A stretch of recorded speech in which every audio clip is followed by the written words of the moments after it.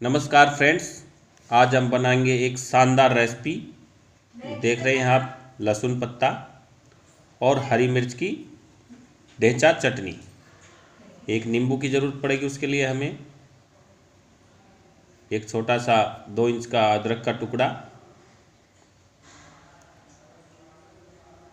और 50 से 100 ग्राम तक हरी मिर्ची और लहसुन की कलियां छिली हुई 50 ग्राम। जितना हमें लहसुन लेना है उतना ही हरी मिर्ची लेना है। और एक बड़ी इलायची है और ये 8-10 छोटी काली मिर्ची हैं। लहसुन पत्ते को आगे से काट लेंगे, छोटा छोटा टुकड़ों में काट लेंगे। इसकी विशेषता ये है, ये 2 साल तक खराब नहीं होती है। ये महाराष्ट्र में बड़े चाव से खाई जाती है और ये छत्तीसगढ़, मध्य प्रदेश, नॉर्थ इंडिया में भी इसको बड़े चाव से खाते हैं। वीडियो को लाइक ज़रूर करें, अगर ख़राब लगे तो डिसलाइक भी करें। शानदार रेसिपी है, रियली 2 साल तक ख़राब नहीं होती है। ऐसे हम सब मिर्चों काट लेंगे, सारा जो भी हमारा इंग्रेडिएंट सबको मिला लेंगे। सबसे पहले मसाला पीसेंगे और उसके अंदर ही हम इसको भी ऐड कर देंगे। मसाला पीस गया है। थोड़ा सा तेल लेंगे एक कढ़ाई में,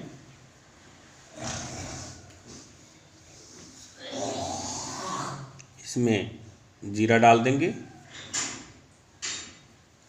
1-2 चम्मच डाल देंगे छोटा वाला, और इसको आराम से भूनने देंगे। सरसों डालेंगे, ये काली सरसों है। वीडियो को आखिर तक देखते रहिए, हमारे साथ बने रहिए। इसका पूरा विधि जानना बहुत ज़रूरी है, नहीं तो ये ख़राब हो जाएगी।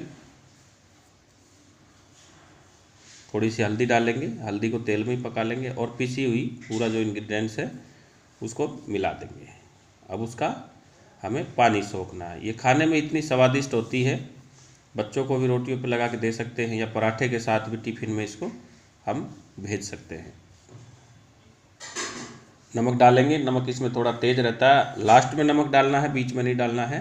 और नींबू को बिल्कुल आखिर में डालना है, जब ये बिल्कुल बन के रेडी हो जाए।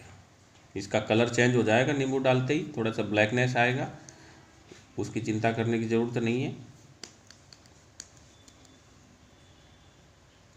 अब एक डब्बा लेंगे हम, प्लास्टिक का या कांच का जार लेंगे और उसमें इसको डाल देंगे। इसका पानी बिल्कुल सूख गया है, इसने अपना ऑयल छोड़ दिया है। इतनी ज़बरदस्त लजीज चटनी है ये, आप एक बार बनाएंगे तो इसको खाते ही रह जाएंगे। ये पैकिंग में भी मिलती है, इसको मौसी जी का ढेंचा बोलते हैं, ढेंचा चटनी, लहसुन और हरी मिर्च की। और उसी डब्बे में हम इसको पैक करके रख रहे हैं।